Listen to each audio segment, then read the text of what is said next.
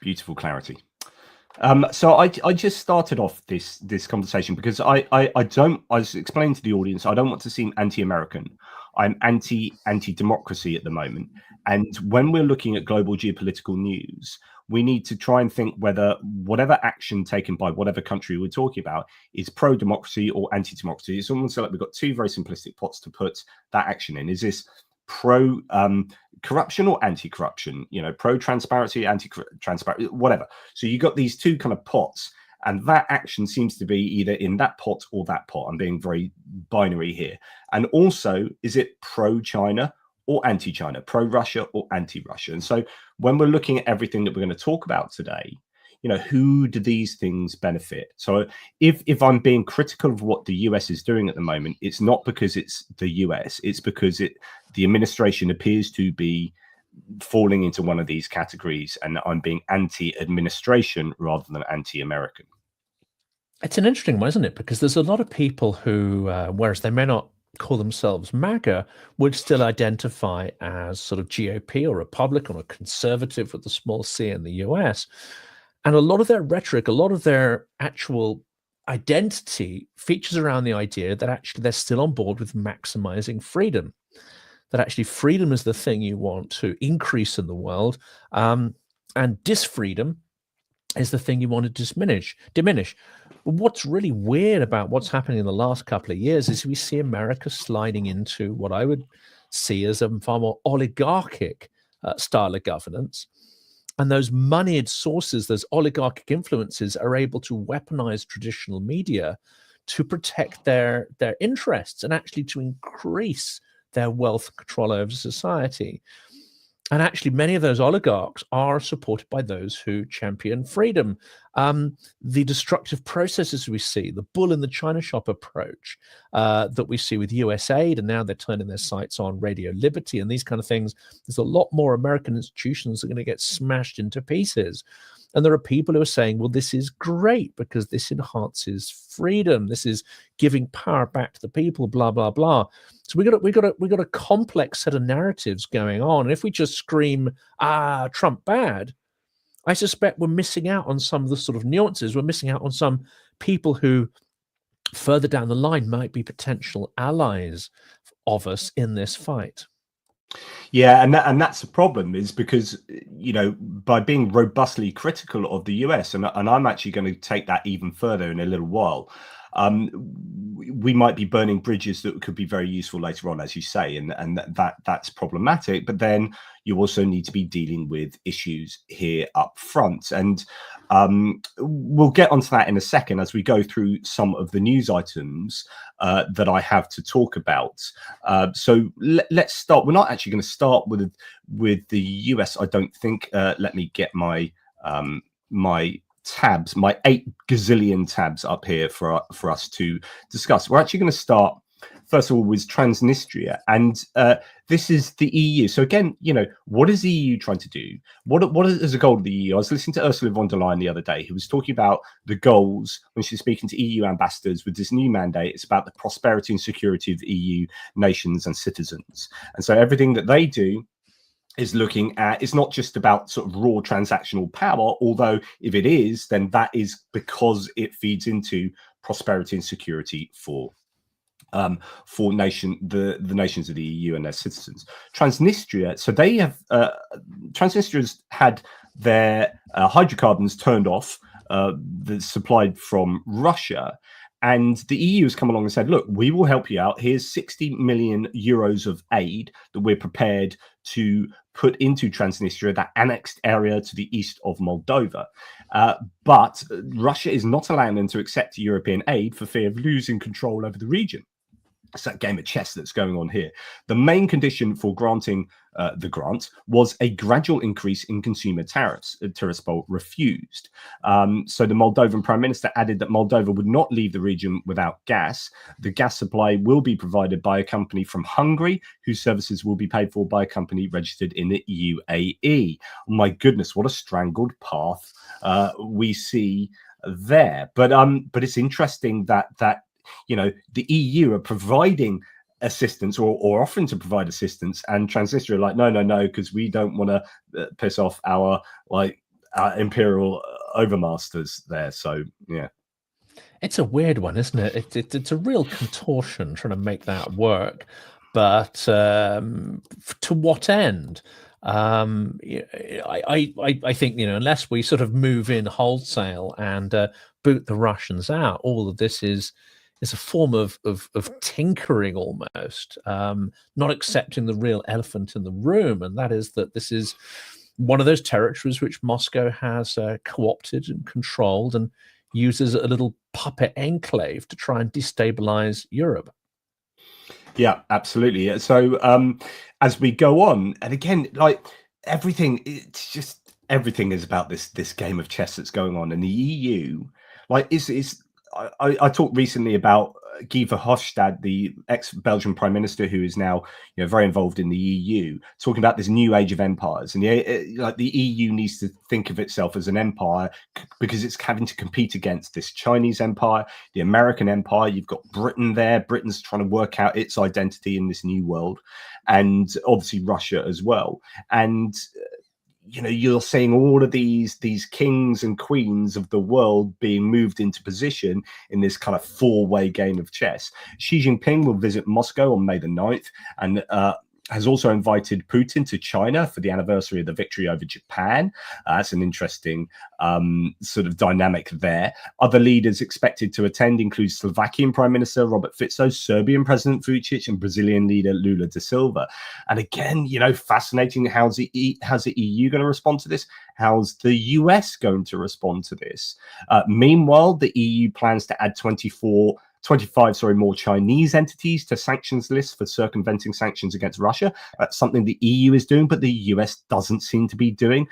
Is the US going soft on China? Although China are reacting to the US's tariffs on China that were kind of all part of that Canada and Mexico set of tariffs, but then Trump blinked with those two nations but left the Chinese ones in place, and now that could be biting the US on the arse.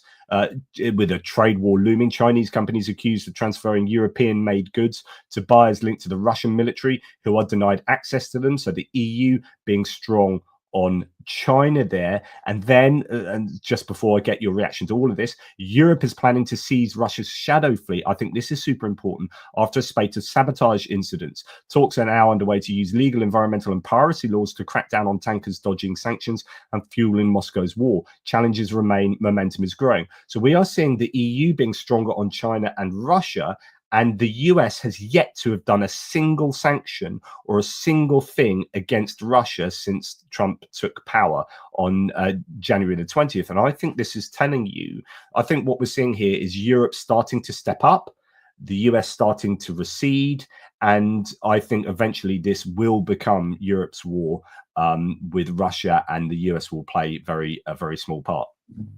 Well, China's curious, isn't it? Because I've done quite a few episodes over the last 3 years, just looking at, well, what is China's long game here? I mean, it strikes me that Russia, it's the guy in the pub who wants to be a bit of a hard man, but perhaps, doesn't necessarily, want all of that attention on themselves. They bring a big, scary dog with them, foaming at the mouth, and that's almost an extension of their aggression. It seems to me that Russia is the foaming, crazy dog that you sort of, bring to the party as an extension of your, your willingness to try and exert some kind of terror over people. Russia plays that role for China quite admirably, and yet we fail to see that link of how China uses it. I'm not sure China. They don't want Russia to lose. They don't want Russia to collapse. They don't necessarily want Russia to be successful. They don't want it to be a fully independent entity in its own right, or one of these big players, one of these big blocks on the global stage. And I think they're quite happy to let Russia become subservient to China and to move into the orbit of that power block that's shaping up. I mean, do you think that's looking at China in too cynical a fashion, or are they playing some kind of long-term, rather insidious authoritarian chess here? Well, I think there's all sorts of games of chess going on, but I think it's quite interesting. There's quite a lot of talk at the moment about, partly because the US has been less than amicable towards the EU since Trump has taken power, that there are some saying that the EU might start turning towards China. And if that starts happening, then that's a fascinating thing, because the EU is also very wary of China. China's got its Belt and Road Initiative, which is kind of a US aid form of, but even more kind of potent and more tangible, where they're doing an awful lot of funding, including that railway from Serbia through to Budapest, I think it is. They've got police on the streets of Hungary, the Chinese. China is trying to infiltrate the EU from the east. And so, but still some are saying, well, actually, this could be an opportunity for the EU to get much closer to China, in which case that changes the dynamics of global geopolitics hugely. And this could be, you've got those Republican hawks in the US that before the election were sounding all these alarm bells about China, saying, actually, we shouldn't be, some of them were saying we shouldn't be concentrating on Ukraine, we should be concentrating on China and Taiwan. Trump has come in and said, actually, I think we should sanction Taiwan because we should be making our own electronics and microchips, etc., etc. And you have had a bit of a reversal on China. Well, if the EU starts getting close to China, then that goodness knows, there's so many variables going on and so many different moves going on in the world that I just don't know what. There seems to be a lack of clarity about what the US's objectives are at the moment, because Trump seems to be so prima facie transactional, really, like obviously transactional with really super tangible, close things. He's not playing a long game. I don't think Trump has the capability of playing a long game. So you've got rare earth metals featuring in the US's calibration calculations as to what should happen with Ukraine, rather than thinking about what the world will look like in 50 years' time, which is what the US has been traditionally doing in terms of US aid and the Cold War and all of these machinations. Now it seems like, well, are we going to make 10 quid off some rare earth metals? Then we'll do that. And so I don't know. I don't know if I answered your question, but I've got so much going on in my brain at the moment.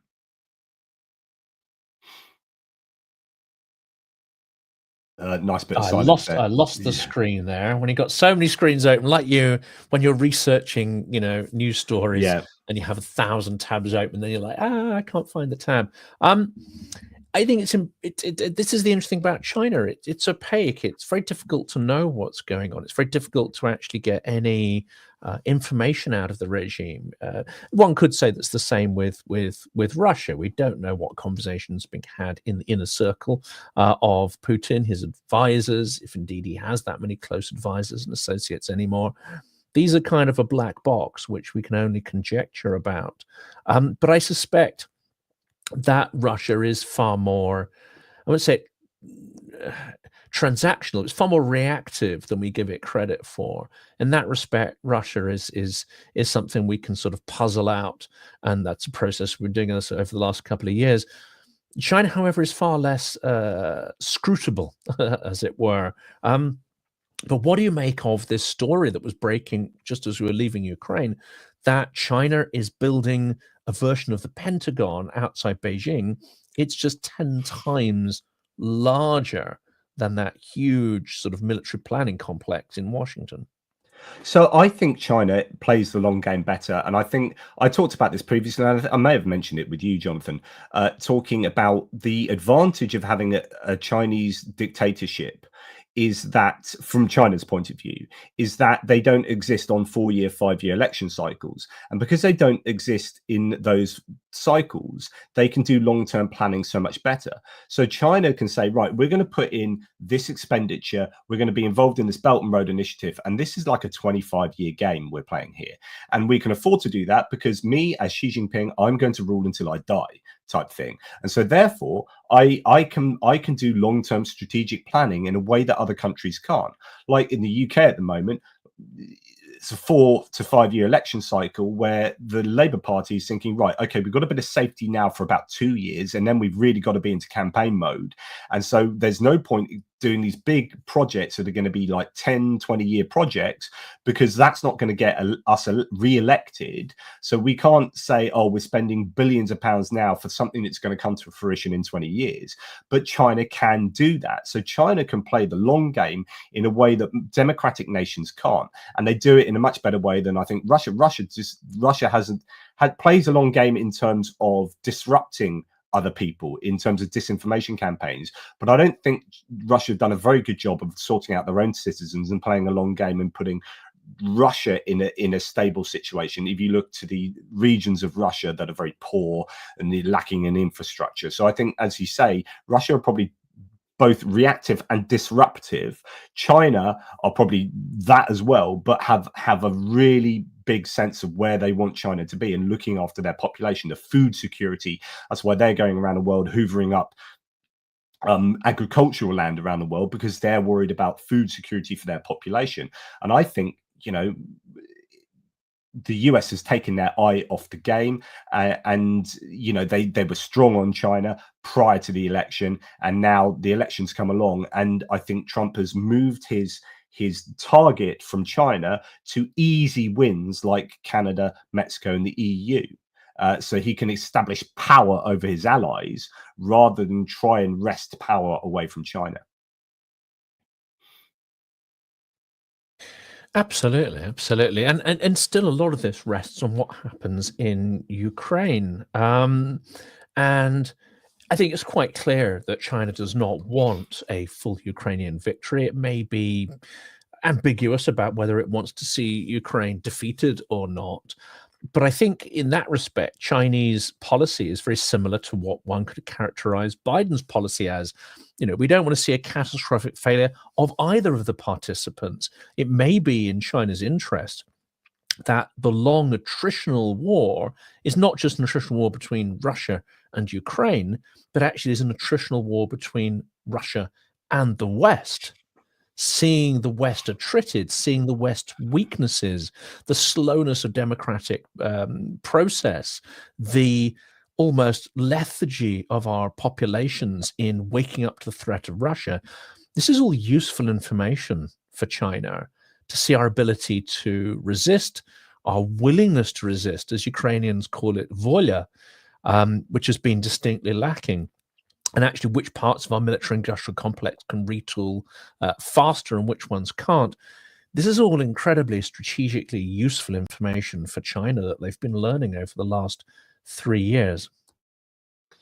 Absolutely. And just talking about Russia, well, let's go back to hydrocarbons. There is an opinion piece in Kyiv Independent by Svetlana Romanko. Europe must act on Russian LNG before Trump makes it impossible. Europe must ban Russian LNG now before Trump turns sanctions into a bargaining chip.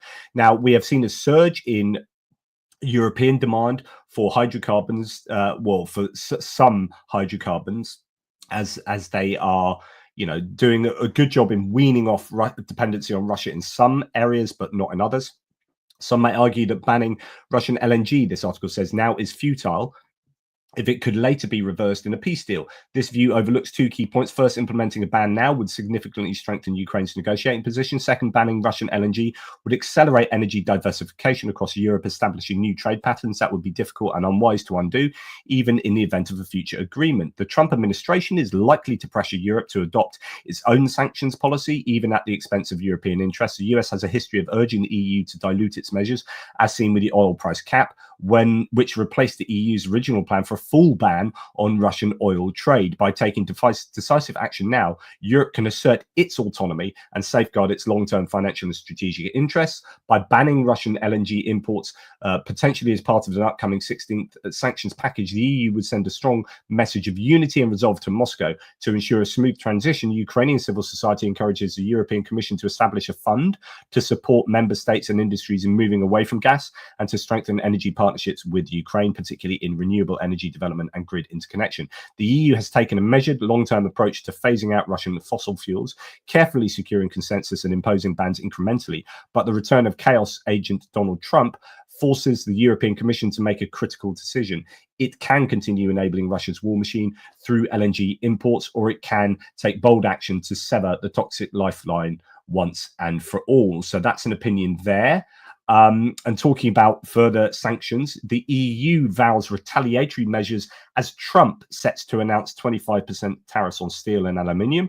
The European Commission promised to, quote, react to protect the interests of European businesses, workers and consumers from unjustified measures, with France demanding that the European Commission immediately impose tariffs on US goods in response to Trump's new restrictions. So there is this sense of a growing trade war between the US and the EU, while at the same time the EU is maybe considering banning Russian imports once and for all in terms of LNG, but then probably having to go to the US to try and replace that LNG through other sources. It's complicated, isn't it? And in this sense, from the Ukrainian perspective, it could be that Trump is more advantageous than Biden was. Actually, Biden had started to really close some of the loopholes and put pressure on Russian hydrocarbon trading, including the shadow fleet. That had started to ramp up in the final days and weeks of Biden's presidency. It is, I think, to the eternal shame of Europe and America that this didn't happen far sooner, closer to the full-scale war and close to the point where Ukraine was in the ascendancy, when it retook Kyiv and then later Kherson. We've waited far too long to put this kind of pressure on. But it does seem that Trump, if he's minded to, and there's no guarantee he is, but if he is minded to want Putin to come to the negotiating table, he may well use these levers that he's got, both to pressure Russia, but also to pressure Europe into stopping those sort of trades. At this point, it could go either way. And I think there's a battle for the hearts and minds, or certainly the minds of people in the Trump administration, persuading them that actually they've got far more leverage than they perhaps suspect, and that Russia is far more fragile than the propaganda would have us to believe. So closing these loopholes is going to have, a real material effect on Putin's ability to wage war. I think really, like, Trump has this opportunity to cement his legacy in global history by being the nail in the coffin of Russia. He really could put an end to Putin's power with regard to what they could do sanctions wise and economically to Russia. US Treasury Department together with the EU, but Trump could take all the plaudits for that, could really hammer Russia. And yet, we see consistently that he's taking the easy option of looking at allies instead. So here we've got, with a stroke of my pen, this is Trump himself saying, he can stop companies from manufacturing cars in Canada, and he says he could stop Canada from being a viable country. That is how he treats America's closest ally. This isn't just bullying, it's economic terrorism. And that's the sort of stuff he's saying on Air Force One there. It's just quite incredible how he doesn't see traditional enemies of Russia and China as enemies anymore. He just is looking at the world entirely transactionally. Russia plans to expand its power to seize Western assets in response to sanctions. Reuters reports, and of course, those are the sanctions from the EU and from the previous American administration. New legislation will allow Moscow to confiscate frozen funds from foreign companies and investors as a countermeasure. My hope here is, as Russia has done a number of times previously, they make stupid decisions. So Russia sometimes attacks people in ways that generate animosity against Russia. And if Russia here were to freeze American assets, then that would give Trump permission to take aim at Russia instead of continuing to take aim at their allies. And finally, just before I let you cast your opinion, Russian officials believe Western pressure is hampering Moscow's efforts to draw ex-Soviet nations closer into its orbits. I think Azerbaijan, think Armenia as particular ones, and of course Georgia, Kazakhstan, differing situations there. But it's struggling to draw these nations closer into its orbit and build economic ties with the global south, according to a leaked government report obtained by the Financial Times' Max Seddon. So Financial Times reporting that Russian officials believe Western pressure is hampering their efforts to gain traction with their geographical allies. close geographical allies. And it has to be said as well that this isn't new from Russia. Russia has been busy confiscating foreign assets since the start of the full-scale war, and there was plenty of opportunity for us and for the US administration to respond in a harsh fashion before. We haven't taken this opportunity. So something that could really work with Trump is to say, look, you could do something that Biden failed to do. You could deal with Russia harshly based on its outright theft of Western assets that were operating in the country, based on its sort of terroristic attitude towards Western interests. Well, look, Biden failed. You could succeed. Here you go. It's a great PR line that you could use with your base. And I think at this point, it's a toss-up, isn't it? We're not US citizens, so we may be tempted to wade in to the highly partisan left-right bickering and say, Trump's fascist and this is fascism, and use those kind of labels. There are, of course, extremely disquieting features of the Trump regime, and it's moving extremely swiftly to dismantle aspects of what have been considered traditional good governance in the US. There are moves to render the concept of even federal law inoperable, and we can come back to those. So there are these troubling things, but with our Ukraine hat on, we have to suggest opportunities. We have to understand and appeal to this transactional nature of Trump, try to get what we want, which is Ukraine to survive, to be victorious, and by extension, Europe to be protected from a revanchist Russian empire that is prepared to open the floodgates to North Korean troops, maybe even later Chinese troops, to incorporate Europe into its power bloc. I mean, this might sound alarmist, but this is where I think the whole thing is heading. And as I will repeat that Trump has the opportunity to make himself a hero, to create this legacy for himself, where he is responsible for the downfall of Russia. Even though I would argue that actually 3 years of slow walking aid to Ukraine, and I've said this a number of times, so I'll repeat myself.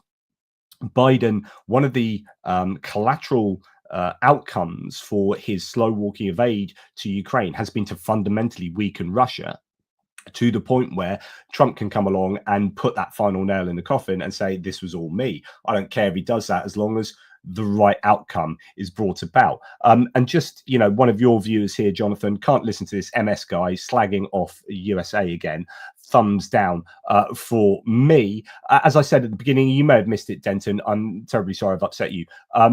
You may have missed it at the beginning. I said I am not doing this to be anti-American. What I'm saying is anti-democracy, or sorry, anti-democracy. So I'm trying to, when I criticize the US, I'm criticizing the US administration for making poor decisions. If you're a fan, Denton, right? So let's just go through this, Denton. Let's just go through what the US has done and tell me that you're a fan of this, right? Because this is what I'm criticizing. So scaling back the CIA, scaling back the FBI, and putting someone in charge of the FBI who's now been shown to have taken money from both China and Russia. That's Kash Patel. So that's scaling back counterterrorism, scaling back counter intelligence, disbanding the unit that looks at kleptocracy and seizing Russian assets, disbanding the department that looks at foreign interference into US elections, stopping US aid just like that, which is the US's foreign projection of power. Stopping, now we've had Elon Musk stopping RFE, Radio Free Europe, Radio Free Liberty, which is the US's essentially propaganda arm, again projecting soft power across Europe. That was partly responsible for the fall of communism.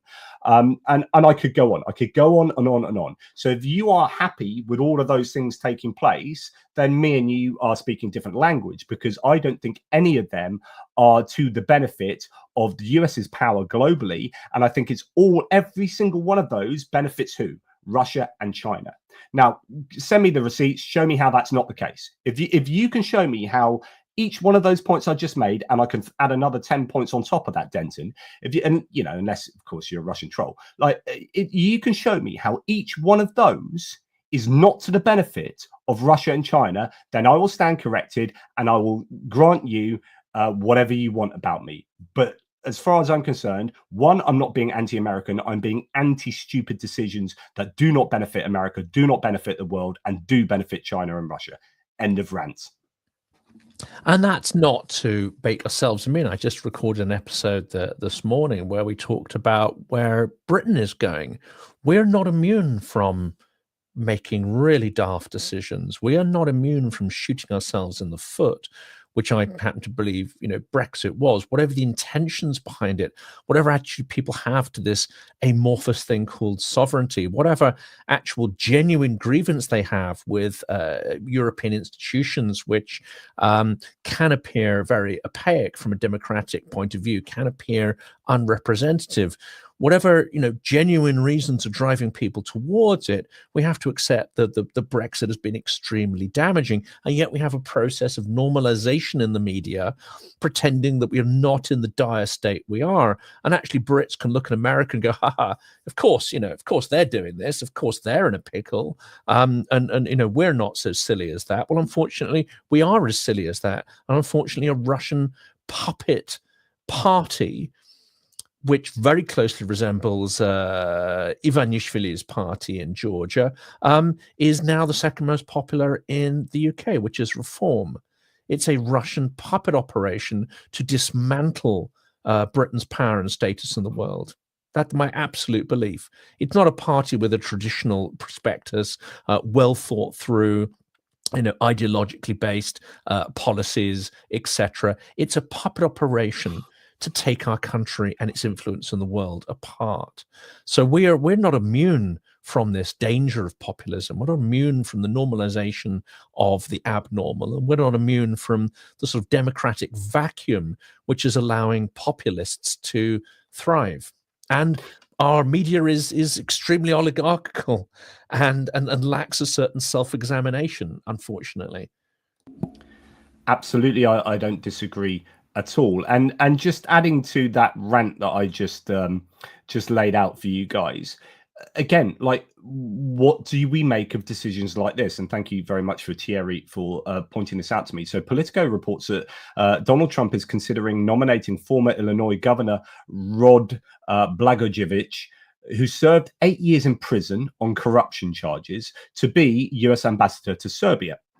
So remember, Serbia, with Vucic having protests at the moment, is not exactly transparent, is seemingly very corrupt, is basically looking towards Russia. So Trump, again, is what two buckets? Which of the two buckets do you put this decision into? Is this a pro-transparency, anti-corruption, pro-democracy, pro-fairness, anti-Russia, anti-China bucket? Or is it all the opposite of this? Trump decides, you can decide to put anyone as ambassador to Serbia, but you choose to put someone that's been in prison for 8 years on corruption charges as ambassador. It would be entirely consistent with the most corrupt US administration since Nixon to appoint a convicted grifter who recently appeared in Serbia to support Vucic. So this is a Vucic supporting person that's been put in prison for corruption, not without charge, naturally, to an ambassadorial post. Again, like, the decisions being made, again, just consistently seem to support China and Russia. Definitely. And a question I asked earlier, actually, a conversation I had earlier, is we tend not to look in the US at the US as, you know, vulnerable to these processes.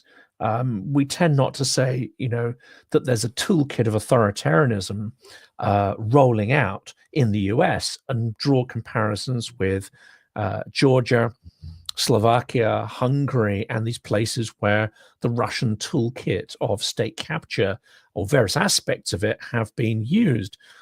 But if we were to draw that together as a series of processes, Do you think we could draw some strong conclusions that actually that same process of state capture and the mechanics, the mechanisms of it are clearly identifiable in many of the actions and decisions of this Trump administration, even at its earliest stage? Or we should say Musk administration, because it seems that he is pulling a lot of the strings. 100%. You look at what's happening with regard to the latest legal challenges to what primarily Musk has done. So the whole Doge activity has now been challenged in court. He's been asked to destroy all of the information that he's gathered on the US electorate, on taxpayers, etc., and other things have been stopped. And you've got now JD Vance, the VP, the vice president, saying that actually the judges should be impeached or ignored, etc. This is exactly what autocrats and dictators do. Is you either have control of the judiciary, so you have it in your pocket, or you ignore them, and it's an entirely worrying time. I'll just bring up a few examples of this that I had ready for my American video, but just to in line with what you were saying there, Jonathan. So Trump appointed judge rules against Trump and Elon's attempt to fire thousands of US aid workers without cause. The judge noted that Elon and Doge bags have provided zero evidence of corruption or fraud at USA, which is what some people have been saying on the threads. Oh, but what about the fraud and corruption? Well, that actually they haven't provided any evidence yet. I know some of you are fans of his, and we should all be for cutting wasteful spending, but this is not that. This is illegal. This is already costing lives. But then if you go on to look at the details here, judges freezing these moves and asking for data to be destroyed. Musk has cut off from government payment system. A US court has restricted Department of Government Efficiency from accessing the federal payment processing system. And it was a lawsuit filed by attorneys general from 19 different states, etc. Okay, so then you get this situation, which is happening. They broke the law. The courts blocked them. Now they're attacking the very legitimacy of those courts. This is how democracies die. So you've got Tom Cotton, a US senator, outrageous Obama judge Paul Engelmeyer. And interestingly, they are not taking, even though these have been decisions by both Trump judges and Obama judges, they're not attacking the Trump judges. They're attacking the Obama judges. Engelmeyer didn't just bar Elon Musk and Doge from Treasury systems. He barred the Secretary of the Treasury, blah, blah, blah, blah, blah. Judicial interference with legitimate acts of state, especially the internal functioning of the co-equal branches, a violation of separation of powers. So they're starting to attack the legal system. JD Vance, if a judge tried to tell a general how to conduct a military operation, that would be illegal. If a judge tried to command the attorney general in how to use her discretion as a prosecutor, that's also illegal. Judges aren't allowed to control the executive's legitimate power. So he's saying that, but it's literally what the judges are for. So JD Vance, says Alex Cole, a Yale-educated lawyer and sitting VP, claims judges can't check executive power. That's literally their job. Courts overturned Nixon, Bush, and Trump. If judges couldn't rule on executive actions, presidents would be kings. Yeah, Vance calling on Trump to ignore judges. But Vance has been saying this for a long time. So sorry to spend a lot of time on this, Jonathan. This is a quote from something going back to 2021. And yet define the courts as something Vance has repeatedly suggested. Quote, if I was giving, this is Vance quoting, if I was giving him, Trump, one piece of advice, fire every single mid-level bureaucrat, every civil servant in the administrative state, and replace them with our people. And when the courts, because you will get taken to court, and when the courts stop you, stand before the country like Andrew Jackson did and say the Chief Justice has made his ruling, now let him enforce it.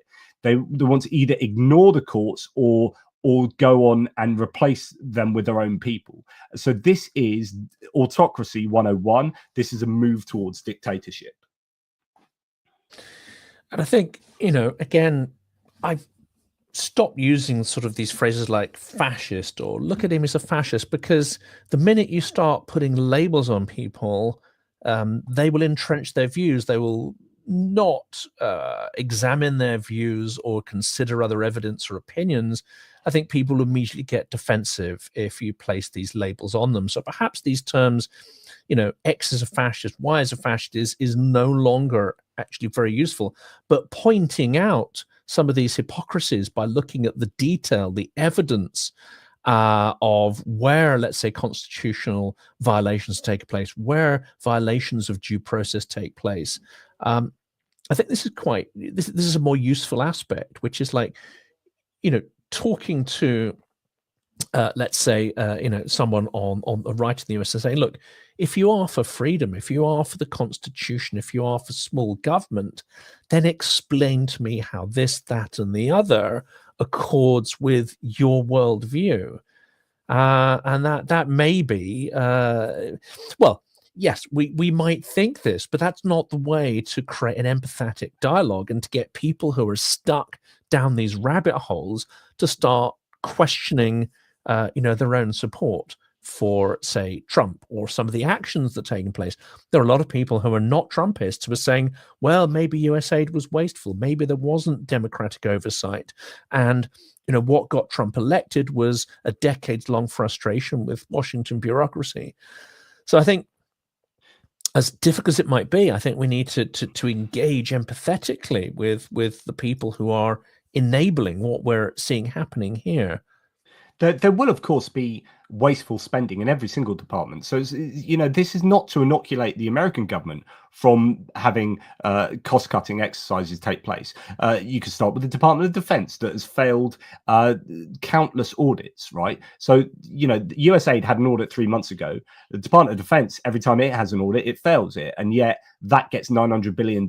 So, it's going to be very interesting to see what happens there. By the way, Denton, don't accuse me of having TDS, because that just makes me want to dismiss you even more so. Like, that's the kind of labeling we were just talking about. Although I think, I would argue that there are clear fascistic hallmarks in a lot of what is going on with, and people in the live chat talked about Peter Thiel. JD Vance is one of the acolytes of Peter Thiel. And when you look at techno-fascism or techno-authoritarianism, literally listen to the words of Peter Thiel, that is fascism coming through, I would argue. And so, but if you're going to accuse me of TDS, that's just inoculating yourself from ever hearing criticism against what I would presume is a kind of demigod figure that Trump has. I think once you place a single individual on a pedestal so much, you do it so much so that they are unfortunately inoculated from criticism,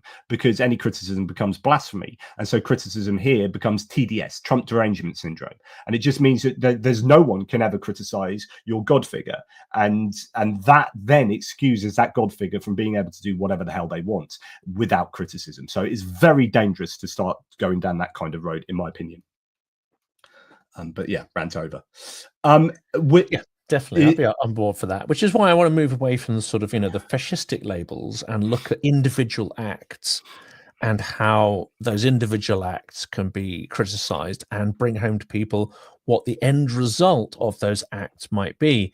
Yes, we might see a sort of pattern in these behaviors, and we might see analogies to historical periods where, governments and checks and balances and the rule of law were dismantled comprehensively, and what that led to. But I think, that those labels are unfortunately going to get people throwing up, labels in return. It's not necessarily helpful. I mean, one of the things I'm asking people is, okay, so you've got this bull in the china shop, which is Musk, Doge, and Trump. They're tearing things down. And you might believe that these things needed to be questioned. They needed to be torn down. They needed to have a full audit. Okay, where's your evidence that these are going to be built back up again? Where's your evidence that there's actually going to be a process in place to say, right, well, okay, here's our strategic objective. Here are recipients of US aid, which actually are doing a good job. And this is the path to resurrect funding for them based on certain criteria. Well, if this is the argument of what you're all up for, then you need to look out for evidence that there's some kind of process going on to resurrect it. And I think, that's the kind of rational argument we need to try and engage people in. Thank you very much, Hutch. I don't know who you mean by Jonathan 2.0. This was on my channel, but it might be for you. This is for Jonathan 2.0. I'm a conservative I'm a conservative in the USA. It is hard to be a moderate right in this political environment. I really agree here. I really feel sorry for classic conservatives, Reagan Republicans at the moment, because I don't think they have a home. And I think the GOP has been hijacked by a MAGA form of populism. And it's exactly the same in the UK, by the way. So what Jonathan Fink was talking about reform earlier, the reform is basically MAGA UK style. And the Conservative Party at the moment in the UK has had this identity crisis, and it's trying to work out whether it needs to go harder to the right to appeal, to get back the voters that they've lost to Reform, because Reform at the moment are doing really, really well in the polls, or do they go to the kind of moderate right and the kind of small c conservatism of old, but then they lose that populist right, and they're trying to work that out. But for the time being, conservatives in the UK still have a home. Those old school conservatives in the US at the moment don't really have a home. And I was listening to Adam Kinzinger and Phillips O'Brien talk about this the other day, and talk about how the Democrats, kind of like they did just, and you could argue that that's maybe why they didn't succeed, because they didn't go populist left. But the Democrats tried to appeal to the Republicans big time and get those moderate Republicans on their side. And they were saying, actually, they need to still continue to do that because these people don't have a home. But anyway, Hutch says, we are constantly attacked on the right by being called rhinos, which means Republican in name only. So these are MAGAs saying you're not really Republican. It's a no true Scotsman fallacy, if you know what that is. And it's obviously nonsense, because I would argue they're far more Republican than the MAGA Republicans have ever been.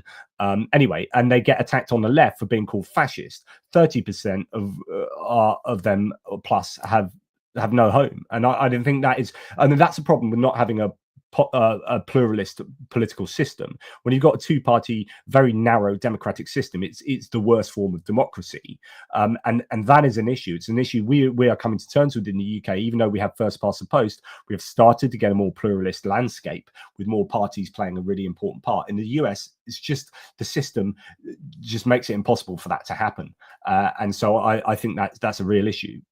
But anyway, thoughts on that, Jonathan?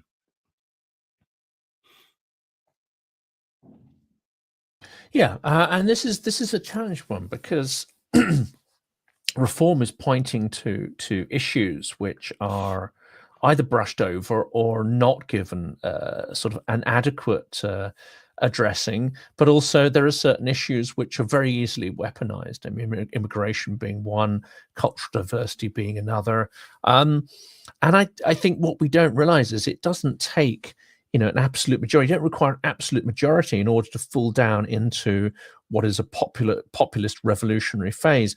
Trump's base is what at most about sort of the hardcore base is sort of 30%, 25, 30%.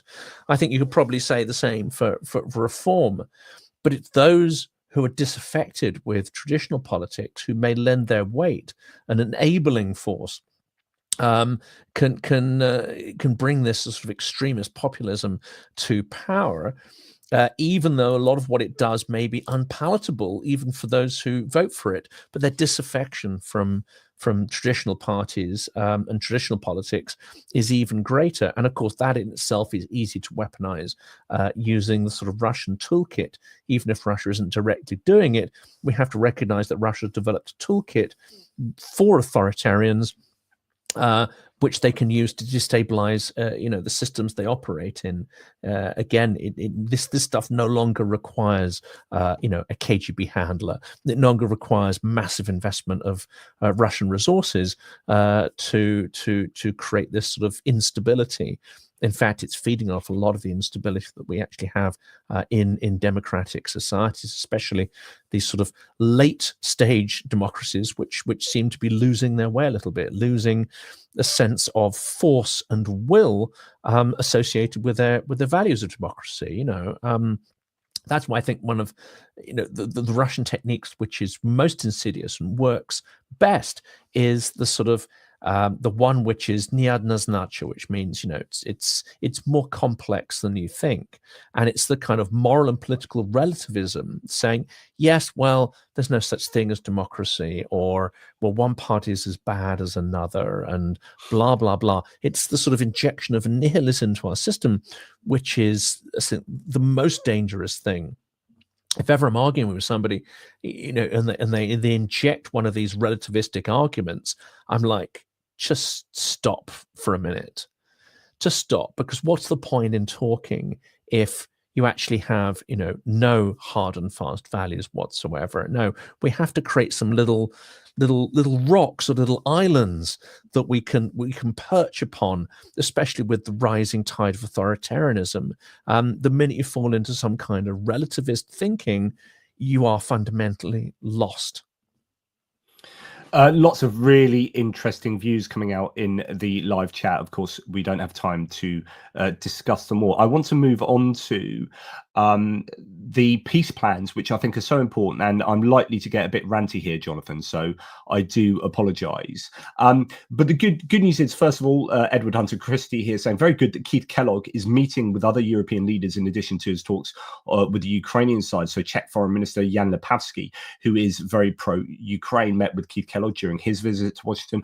I think that people like Keith Kellogg and Mike Waltz need to, and Pete Hegseth, the guy in charge, the Secretary of Defense, need to spend as much time speaking to people outside of their own little bubbles as possible, because I think that there is this kind of potential for people in those positions around the Trump administration to just listen to an echo chamber of views that don't take into account, well, Ukraine for a start, European views, etc., etc. Now, as we move on to what's going on with peace plans, Trump has said he's likely to meet with Zelensky next week. In particular, he plans to discuss the security of assets such as rare earth metals.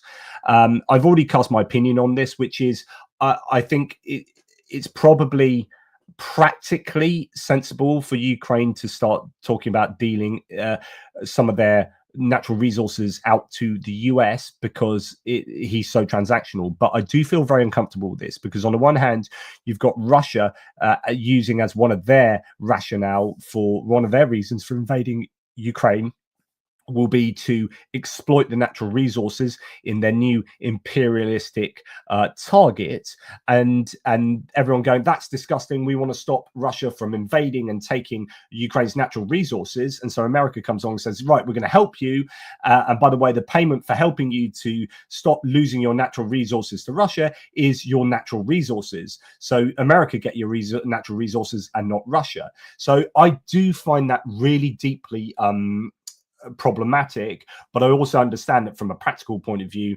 why they might be entertaining that idea. Any thoughts on that before we go into the details? Yeah, unfortunately, this is also built on an absolute logical inconsistency here, as well as some disinformation. So I can see why this argument is really important. Trump is transactional. He is looking for not just where he personally, but also people in his regime can make a pile of money. Absolutely. Now, that unfortunately perhaps is not so different from many administrations and the sort of friends and lobbyists who would influence Biden as well as previous administrations. So let's not get too much, this is like a pure Trump thing. No, this is unfortunately the sort of oligarchic politics which many of societies, and especially the US, has been slipping into for many decades, in fact. It's just that that's accelerating now. Now, the problem, I think, here is that on the one hand, Trump says, look, Europe's not pulled its way. US is giving so much more to Ukraine than it has done through the war. Well, that is demonstrably false. Europe collectively has given more in terms of civilian aid, and indeed has actually started to pull its weight with the military aid as well. So this is just a pure piece of self-aggrandizing disinformation to say Europe hasn't done anything. So if we look at the information, so well, actually Europe has been pulling its weight. Why should the US charge in? One, expect Europe to shoulder the main burden of supporting Ukraine in the future, to have boots on the ground, etc. That's what Trump is probably rightly pushing Europe to do, but then swoop in and clean up in terms of the wealth and the extraction. I mean, it's just, it's counter-logical. And if anyone's watching this who is a Trump supporter, you have to see the illogic behind this. Europe must do everything, and yet we're going to get all the cash out of it. Well, that just doesn't make sense. You've beaten me to it, because one of my rant points was going to be exactly that.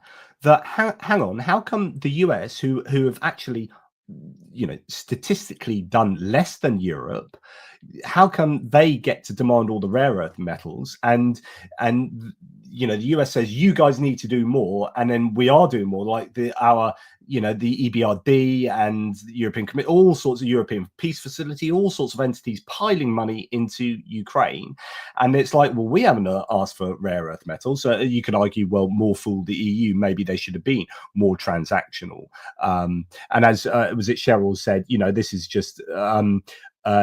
is just Trump being more honest, just saying, well, actually, here it is. This is Trump is just being more honest about being only interested in wars for resources. Now, I think that is naturally that is a very normal thing. So the reason we didn't go and get involved in, as I always use an example, Zimbabwe, Robert Mugabe, because we had no natural resources to gain from that. We got involved in Kuwait and Iraq because of oil, Libya because of oil, etc., etc. So yes, there is this understanding that natural resources are always going to play a part in why we are involved in certain conflicts around the world. But there's also an awful lot to be said for larger, sort of longer term objectives, which I don't think Trump seems to have any kind of cognizance of. Trump announced plans to meet with Zelensky next week. He once again spoke about the sheer numbers of dead and wounded and stated that it would have never happened had he been president, of course. Trump also says they aim at securing rare earth metals from Ukraine. Zelensky on a potential rare earth metals deal with the US, quote, "If we're talking about a deal, then let's do a deal. We are only for it. The Americans help the most." And I think he's being somewhat appeasing the Trump character there, because I think you can argue that it depends what you mean by the most. Anyway, we won't go down that road again. And therefore, the Americans should earn the most. I have a problem with that, and they should have this priority, and they will. I would also like to talk about this with President Trump. I think that's a bit of a problem, stating it so overtly there, especially when you look at the amount of money that the EU together has poured into Ukraine. It doesn't quite look that way. And then just a few more points. Ukraine is not going to give away its mineral resources to Trump or other Western partners. We can only talk about their joint development in close partnership. So that's really important. That's Reuters. That's a really important distinction there. Other theses of the Ukrainian president: Trump may demand that Putin return these assets. Zelensky stressed that the United States, as a main partner, should receive priority in cooperation. Russia has occupied about half of Ukraine's rare earth deposits, which is a problem. We need to stop Putin and protect the strategically important Dnipro region and central Ukraine. And the idea of using Ukrainian underground gas storage facilities to store US liquefied natural gas is being considered. So he's really playing to that transactional nature of Trump there. Any thoughts on that? It is, and I can see why. I can see why this is happening. You have to get his attention somehow, and this is a pretty smart strategy to do it. Also, the assumption here is that Ukraine has promised everything. Well, it hasn't. If you look at this figure, that there are potentially trillions of dollars worth of resources in the ground. Actually, the current conversations are for billions, not the full, trillion or so. So I think, again, it's much more of a measured conversation than the headlines would give credit for. Also, how do you extract some of these? It's assuming that the sort of 1 point whatever it is trillion is easily accessible. Well, a lot of it is not, and a chunk of it is in the East. So I don't know what the excuse me. Excuse you. Well, I'll take out, because I was just reading. I've been talking so much, I kind of lost the plot here. But it will require considerable investment to gain a lot of these assets, and some of them are under occupied territory. Some of them are in territory which is easier for Russia to fire upon. So it's a clever strategy, because you're offering something which is not readily, snaffleable. I just at this point here, USA has helped the most if you count individual countries. Yeah, but USA has a bigger GDP and a bigger population than any of those individuals. So that kind of comparison is kind of moot. But when Trump is denigrating Europe, he's denigrating Europe as a whole. So he's saying Europe needs to pick up. He's not saying Lithuania needs to pick up more, because Lithuania is a tiny country. And he's not saying, France. He's saying Europe as a whole. So therefore, we need to deal with Europe as a whole when comparing to the US. And when we're dealing with Europe as a whole, then actually Europe has, according to the Kyiv Institute, Ukraine support tracker, given more total allocated aid and pledged aid to Ukraine. And so that's what we're talking about, when actually it's unfair for Trump to lie about that situation. And then it's also possibly unfair to say that, well, the US get to have all of the natural resources of Ukraine in this exploitative manner. It's interesting, isn't it? Because I don't know if you got the figures there, but if you look at it as GDP as a per head of population, I think you'll find that it's relatively low. If you look at it in terms of overall GDP and per head of population as well, Europe is batting above its weight. Yes, and we did used to have that. They keep changing the way that they show these. That's in billion. That's in billion. I remember the last time I looked at it per as a percentage of GDP, or I think it was that, then the US was way down the list, and that's very interesting. You had obviously countries like Denmark and the Baltics, much further at the top. This one here is what you want to see, but it doesn't include the US. It's just by their GDP, but only the EU. So I'd like to see that with the US included. But anyway, and that's EU, so it doesn't show you Britain in the and Norway as well. Table. Yeah, of course. Yeah. And it also ignores the fact that actually there are numerous enterprises, say in France and other countries, that have pre-existing agreements to extract certain minerals and so on from Ukrainian lands. So it presumes that there's a complete blank slate that you can sort of make these demands. Well, actually, no, there are complications. There are already international entities that have contracts agreements with Ukraine. There is a big chunk of where these minerals are located that is in occupied territory, occupied by Russia. And these are not trivial things to just sort of ride a coach and horses through. If Trump is going to benefit from these minerals, and I think it's prudent to create some kind of plan whereby his administration would benefit, you have to resolve that problem of the occupied territories. It's no good just freezing the lines of contact and saying, okay, whatever Russia has stolen is now Russian sovereign territory. All the people on these territories are now Russian. That flies in the face of the reality here. Russia has committed crimes and theft on a monumental scale. Gifting these things to Russia would be an implicit endorsement of this criminality, and also it would stop Trump getting his hands on these resources. So that's a question they have not provided a good answer to. Jess Slater's absolutely on the money here. Trump sees the EU simply as a competitor. Absolutely agree. So there's lots of writing on Trump's transactional nature. Madeleine Albright's excellent book Fascism, where she looks at modern iterations of fascism and actually talks about Donald Trump in that regard. And I know that's pertinent maybe to the language you were talking about earlier, Jonathan. But her section in there about and her first-hand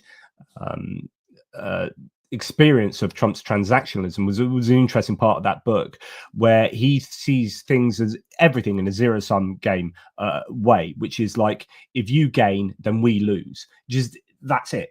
It is anyone else's gain is our loss. And so therefore he doesn't understand alliances, and this is why he doesn't understand positive sum gains and things like the NATO alliance. We all put money in, and okay, the US might be putting more money in than everyone else, not in, because that's an incorrect understanding. We spend more on our defense than any other country, but then we also get to dictate global affairs more, and we also get to help ourselves to trade deals and natural resources more than these other countries, and we have our bases everywhere else, and those countries don't have bases in our places.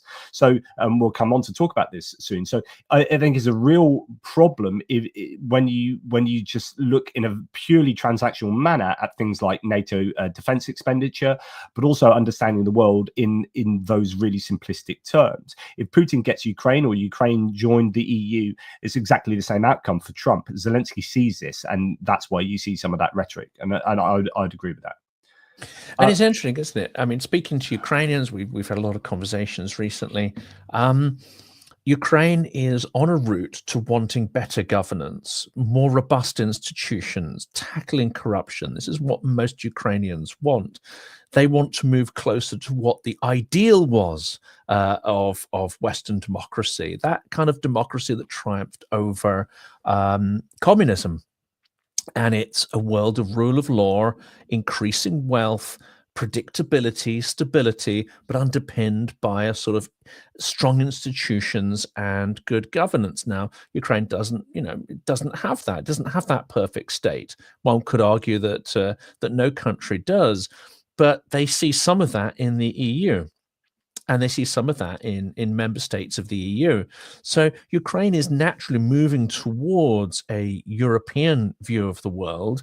They must be looking at what's happening in the States and thinking, well, we don't want that. We don't want this dismantling of checks and balances. We don't want to move towards a capricious, authoritarian, oligarch-led version of society.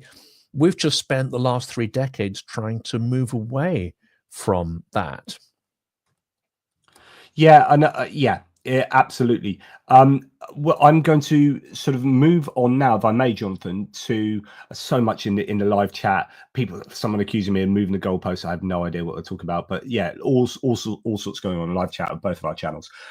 Now, let's get on to this peace plan then. So USA National Security Advisor Mike Walls has said that once the war in Ukraine is over, European nations will have to own this conflict. And this is where I was thinking I might get a bit ranty, because like we have this idea that America's paying way more than Europe. Not true. That America gets to help itself to the natural resources of Ukraine. That this needs to be Europe's war. That, you know, we're fed up of being Europe's defender, and we're fed up of spending more on defense than Europe, etc., etc. And we hear this so often that I've got to a point, and I had this in my first video this morning, where I'm like, do you know what? I'm really pissed off with being scolded by the Americans here, when this is a result of the Cold War. This is a result of your objectives in spreading your ideology. And I'm not, by the way, I think that's a good thing. I didn't want communism, and I prefer American capitalism. I'm somewhat of a mixed capitalism with sensible regulation, but I get the point. I'm much rather an American hegemony than a Russian or Chinese hegemony, right? So I think it was a good thing that America was involved in European security for the last 70 years plus. Okay. But you don't get to do all that to secure your own power around the world and to give yourself a launching pad by having literally a launching pad, by having nukes in RAF Lakenheath, by having bases all around Europe, in Spain, in Italy, in Germany, lots of bases in Germany, in the UK, right? And then complain that we're not spending enough because you spent that because you put your bases there. So my point here is, if you're going to keep whinging about Europe, then you can take your bases and you can shove them up your ass. You can take all of your American military bases in Europe and in UK, and you can take them away. Because if you want us to own our own security, then we will own our own security, and you can fuck off. Like, I've got to this, I'm sorry to swear, but I've got to this point where I'm a little bit annoyed at people like Mike Walls scolding us, and then still saying we shouldn't be paying as much as you, and then saying, oh, by the way, we're going to still pay lots to have bases in all your countries so we can project our power around the world. But by the way, you can't have any bases in our country. Like, how many European bases are in the US? None. Okay, so I've got to a point where I'm like, I'm a little bit annoyed at this present administration's approach to how this war plays out. Sorry. There's a certain amount of having your cake and eating it about the whole thing, isn't there? Like, you dare not project your power. You dare not, pop your head above the parapet. And there are some justified criticisms about Europe not footing the bill for its own security, not reacting to what we're now into the third year of full-scale war, and we have been asleep at the wheel. We continue, many European countries, to be, hitting the Agreed. snooze button. Yeah. Not the case for Poland, not the case for the Baltics. The Spain, Nordics Portugal. are kind of waking up a little bit, but yeah, there's a huge core of Europe that includes Britain, which is not investing its own security. We're going through a strategic defence review, and that has almost been nobbled by the Treasury putting a cap on what its conclusion should be.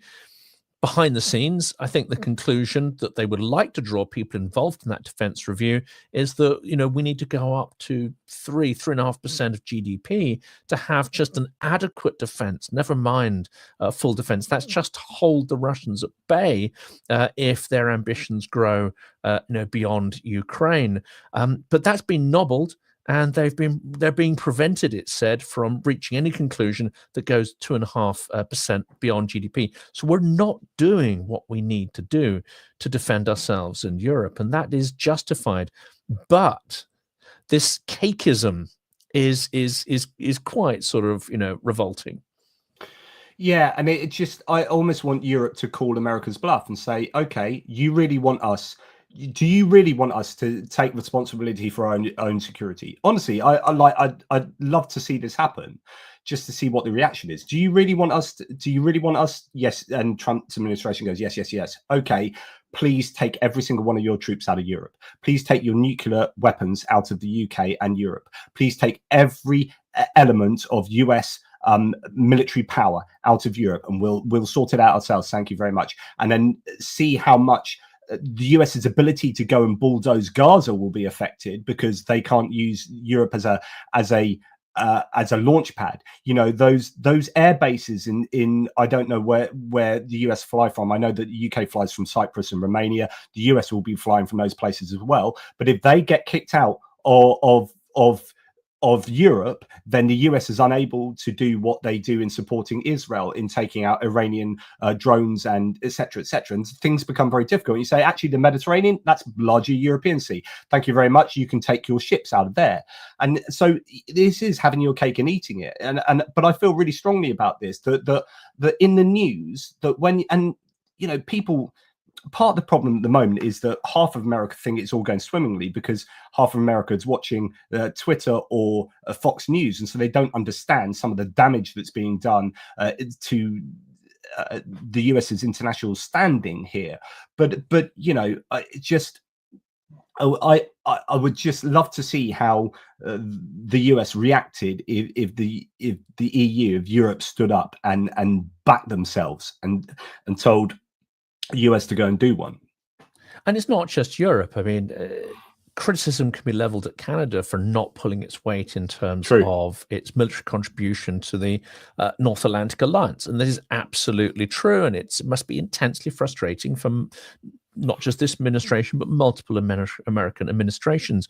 That, however, does not justify the absolute attacks on allies and this constant allusion to the absorption of a state like Canada, and the implication that Canada is not a viable country if it wasn't for the US.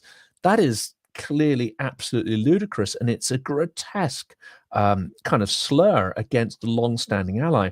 As Canadians have pointed out, they've committed troops to almost all the US military campaigns and adventures over the last sort of 70 years, fought side by side, and including in 2 world wars with the US. So what we're seeing is this sort of the very worst ingratitude and gutter language, as well as extreme transaction, not values-based, not conservative thinking. We're seeing a sort of revolutionary transactional populism being expressed by Trump, which is a slap in the face for traditional allies. And I think that needs to be understood more. It's all very well having empathy for people on the right in America and all the reasons why they voted in this bull in the china shop regime. But they also need to realize that what's being said and what's being done is extremely damaging to relationships that have taken many decades to build, and which huge amounts have been sort of sunk in terms of commitment on both sides in these relationships, with Europe, Canada, and others, into that relationship with the US. There is perhaps not an appreciation of how damaging what's rolling out actually is. Yeah, and this Lisa UTA is exactly right. I think Macron is arguing for exactly this. Europe must stand without US and can if there's a will. And yeah, it's been long advocating for that. And then you get onto discussions about European army, etc., etc. Ed Jones, on the other hand, says totally understand your point, JP, but this should be the time for unity and not division. I agree. And we were united, but the present administration seems to be very intent on denigrating Europe while not particularly putting Ukraine's needs at the forefront, but putting transactional objectives at the forefront. And I think that's a bit of a problem. I agree with that one. I mean, I unfortunately, I see, the comment previously, and I get the sentiment behind it. It's a nice thought that Europe can stand on its own. I see no evidence that it can, and that it will pull together in time. This comes back to, what does China have planned for this whole thing? And where does this attritional war lead? Because if we think this is just a regional conflict between two Soviet powers that have, a lot of similarities, Russia and Ukraine, if we just see it as a regional attritional conflict, then the cessation of hostilities is, as undesirable as that, the way in which that war may come to an end. If that's your view, then that's an end of it. Whereas if this is part of a larger geopolitical game, if this is a global struggle of authoritarian governance against democratic governance, then a negotiated solution in Ukraine is simply a pause in what, one could almost put it like a draw in what is a much larger confrontation. And I'm not sure we're seeing it in those terms at the moment, when really we should be. Interesting question from Polestar. How independent is the UK from the US related to defense and military capabilities? Well, in a very important way, nuclear, we are dependent on the US. And this is, so France has an advantage over the UK. Our nuclear system, I think it may even require us permission from the US to pull a trigger. So our nuclear deterrent is completely dependent on the US in terms of technology and everything, whereas the French have a completely independent system, which is why France is quite separate from NATO. Quite often, when NATO wanting to go into the Red Sea, the French did their own thing, I think, recently. So France has this kind of very independent streak, and they do have an advantage. They have, we've got to remember, they've got the second biggest arms exporter. They are the second biggest arms exporter in the world. France are a really big arms nation, potentially. As well as they actually are, but there's a lot of scope as well for them to drive European defense strategy, and it's no surprise that they are wanting the European defense strategy to stick to procuring stuff from within Europe, because obviously that will benefit their own arms industry, and they have their own independent nukes and so on and so forth. So France are in a very different position from the UK. That's it. And it has a little more capability perhaps on the artillery side, and it's preserved maybe more of its core army. One might question the willingness of that army to act when push comes to shove based on historical behaviors. That might be a little bit mean towards the French, but certainly we've wound our capabilities down to a point where they could hardly, resist Russians for very long, even at the level of incompetence that we've often seen with, the Russian forces, their meat wave tactics, the poor equipment, logistics, etc. Despite all of these things, it is perfectly possible that Russia could field overwhelming numbers, which European superiority in tactics and combined arms may not be able to resist. Now, I'm not a military expert. I'm going to put that straight out there. And there are going to be certain people who sort of, tell me I'm talking absolutely out of my arse. But I've been to enough events to see that there are people who are military experts who fundamentally disagree on this point amongst themselves. So, people might speak with a huge amount of authority and confidence, especially those from within the NATO structures, and say, no, absolutely, of course, Russia will never be able to beat us, blah, blah, blah, while acknowledging some of the fundamental issues. There are experts, such as Keir Giles, who will point out that actually there's a huge amount of highly optimistic and self-interested thinking of those that, have done rather well out of being part of, these security structures of the last few years. Yeah, just answering the question there, I just did a quick Google. The UK's nuclear deterrent is not completely independent from the United States.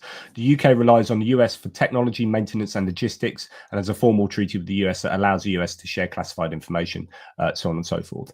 But let's just go to Anton Gerashchenko. We need to rush through a bunch of this because I've kept you longer than I normally do. I'd happily just talk forever. Anton Gerashchenko says, United States National Security Advisor Mike Waltz said that once a war in Ukraine is over, European nations will have to own this conflict, as mentioned before. In terms of security guarantees, he added, that is squarely going to be with the Europeans. So not only do the Europeans have to own this, they have to provide security guarantees, they have to provide much more money and arms, and the US get the rare earth metals. This is a signal that the post-World War II global security system is now over, says Anton Gerashchenko, and this is the point, as well as the guarantees provided by the Budapest Memorandum to Ukraine. So we've got to remember that the US signed is contractually obliged to do the security guarantees for Ukraine.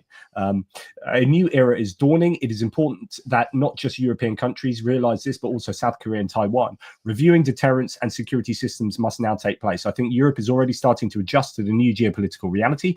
Ukraine will strengthen Europe as part of the European defense system and will be an effective deterrent of Russia. European security guarantees to Ukraine are a great investment into security of the European continent. So here we have Anton Gerashchenko also talking about a move away from the US. So it's not just me getting ranty, but actually this is what is being discussed. And it is a case of the US pushing Europe away, it seems, rather than Europe wanting to be independent.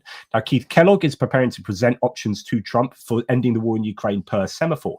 This is fascinating because Trump told the electorate he was going to solve this war within 1 day of the inauguration, and he said even before the inauguration.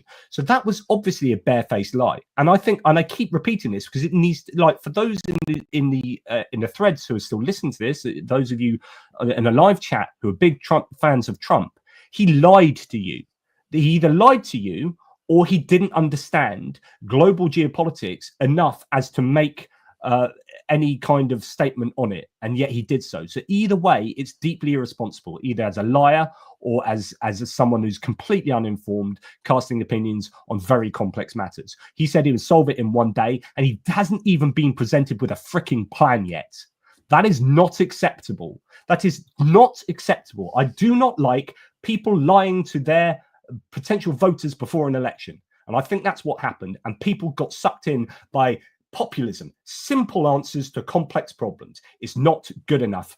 Anyway, I've got to go on. Ukraine's place in the common European security architecture. New US Defense Secretary Pete Hegseth will spend next week in Europe. This is good news. Beginning in Germany, where he plans to visit the headquarters of the US Army's European and African commands. See African Command in Europe. American African Command in Europe. If you want Europe to be completely independent and blah blah blah blah, and we kick the US out of Europe, then where's your African Command going to be? You'd be all the way back over in the US. Anyway, US Vice President J.D. Vance will meet with Zelensky at the Munich Security Conference. That's good news as well. I think that needs to happen lots. The New York Post has claimed that Trump acknowledged having phone calls with Putin. In an exclusive interview, he said he spoke to Putin to find ways to end the war. And I ranted about this in my last video. Trump believes Putin cares about casualties. if you are so easily duped, then you are dangerous. It's dangerous that you're in that position, that Putin can dupe you by making you think that he actually freaking cares about casualties in Ukraine. It's the last thing that Putin cares about, and has calling the war horrible. I mean, it's Putin's war, and every aspect of it, every grisly, nasty, horrific war crime that's been committed is a direct result of Putin's orders. And to say he doesn't know that this is taking place is ludicrous. He knows everything in terms of war crimes that's taking place, and he doesn't care, never has done. Yeah, absolutely. But if honestly, if Trump honestly think Putin cares, then that shows how gullible Trump is, and that explains Trump coming out in 2018 after the Helsinki meeting with Putin and regurgitating Putin's talking points, and it's that proximity bias where he believes more vehemently the last thing that he was told. He was basically, he went in to meet with Putin, and there was only one other person in there, which was a translator.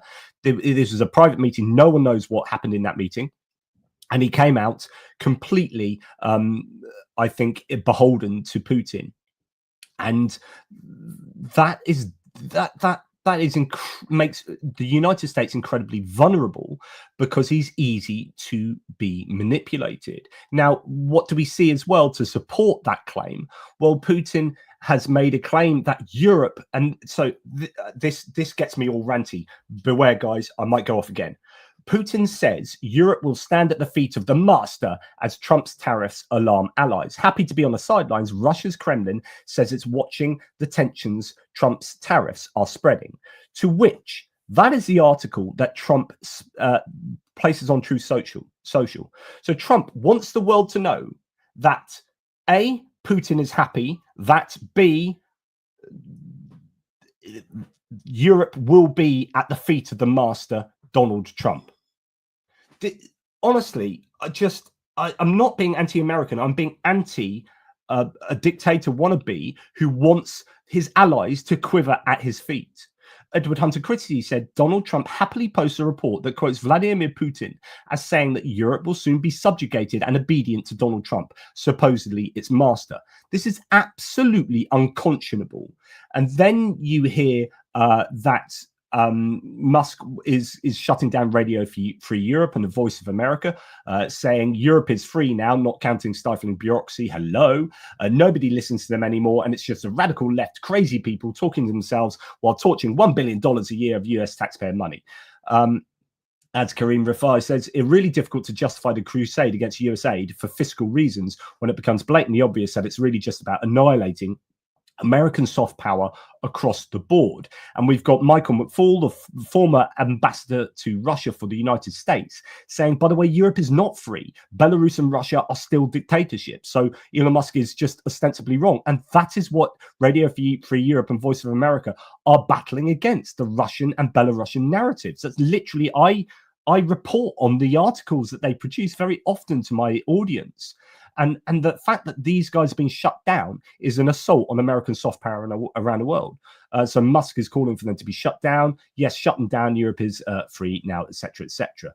It's just terrible. Russia is beyond thrilled, says Julia Davis from Russian Media Monitor. Looking at Russian media, she has said they are beyond thrilled that Elon Musk wants to get rid of Radio Free Europe and Voice of America. So if the Russian propagandists on national television are like tooting their trumpets about this, then it's probably the wrong bloody decision. Yes, is it? And it does, again, how do we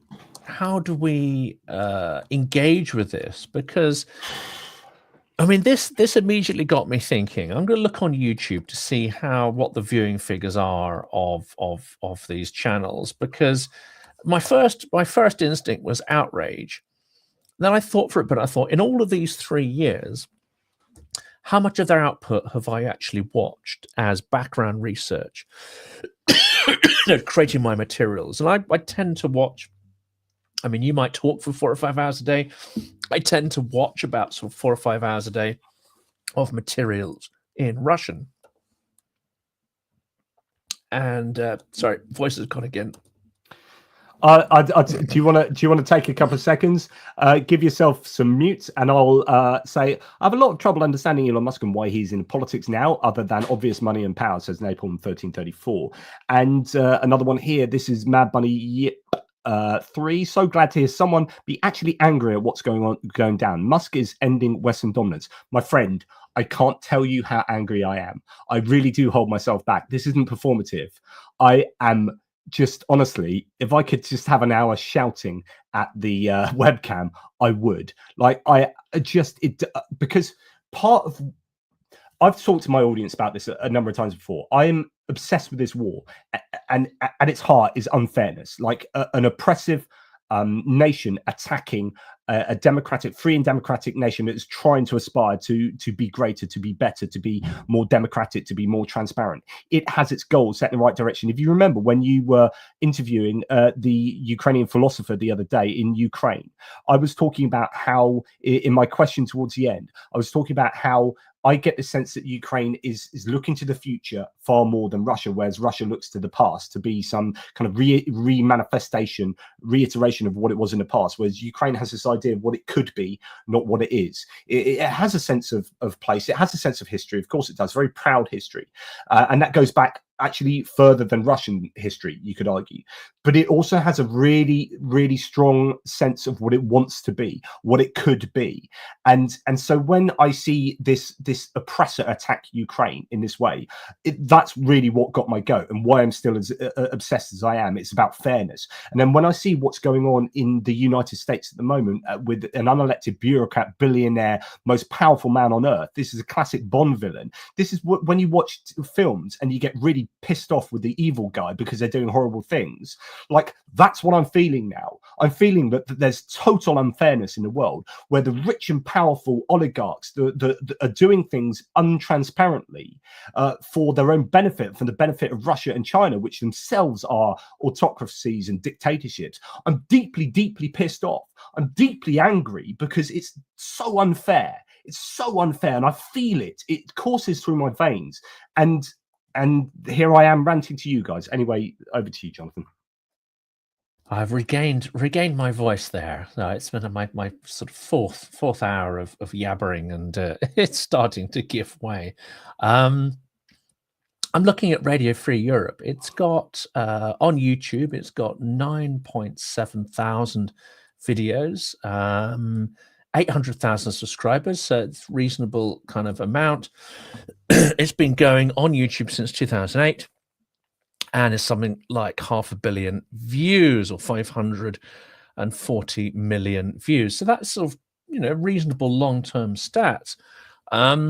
Individual views that I can see that have been published recently, latest updates, one's got 13,000, one's got 47, one's got 15. So the stats are bouncing around in a way that is very similar to the scale of my channel, for instance. But that does lead me to think, what is the scale of funding behind it? What is the reach and what is the impact? And certainly there may be an argument to say that, some of these investments need to be held to account and need to be more measurable in terms of their impact and extending not just US soft power, but also democracy and shifting the balance towards Ukrainian victory. So I think there's room to have conversations to question, return on investment.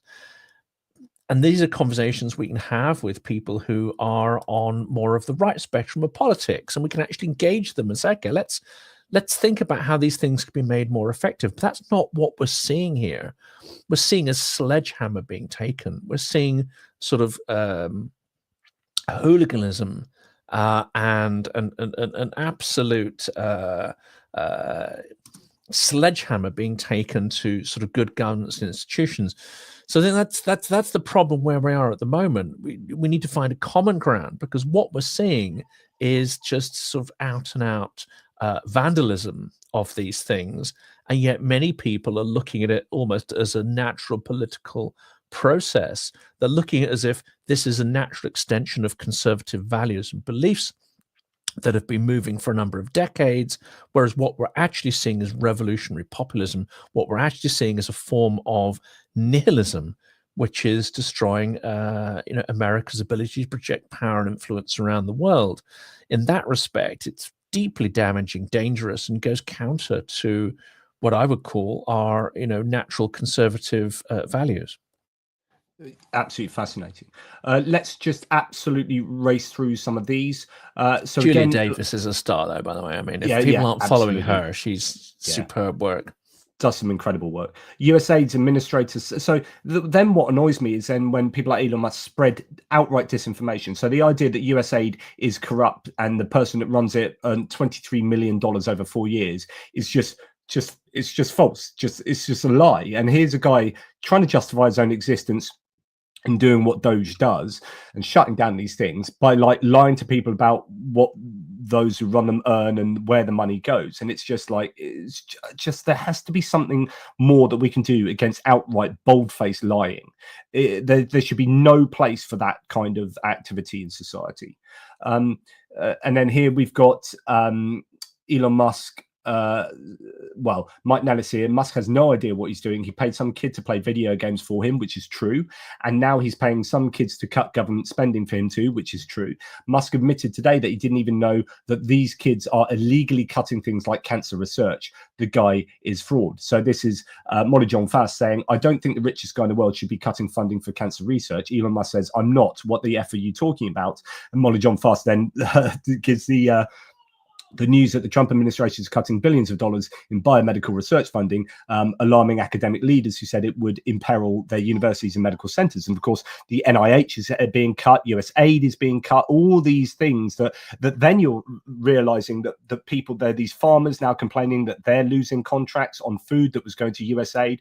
So what you're going to have is inflationary pressures, and you're going to have people losing jobs, which means they're going to be on unemployment benefit, which is then going to be, putting up the cost of government. And so there are so many like short-term things like let's cut, and you don't realize that actually you're going to be causing people to lose their jobs, their livelihoods, and whatnot around the world. It's not just about cutting federal, these federal jobs include, having contracts with private entities. So you cut those federal jobs and you cut those departments, then you cut the private entities that depend on those contracts, so on and so forth. It's insanity.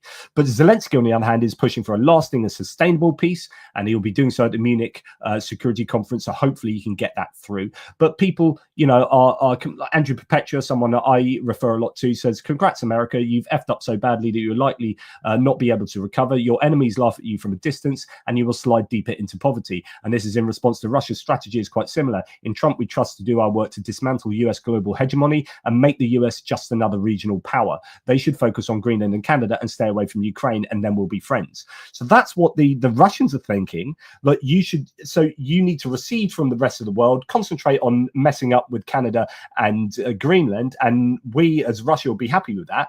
And America are obliging, to which Andrew Perpetua says, well done, US, you are basically shooting yourself in the foot. And in fact, there are lots of memes coming out of like Trump lifting up his leg and shooting himself in the foot, one of their political cartoons, something like that.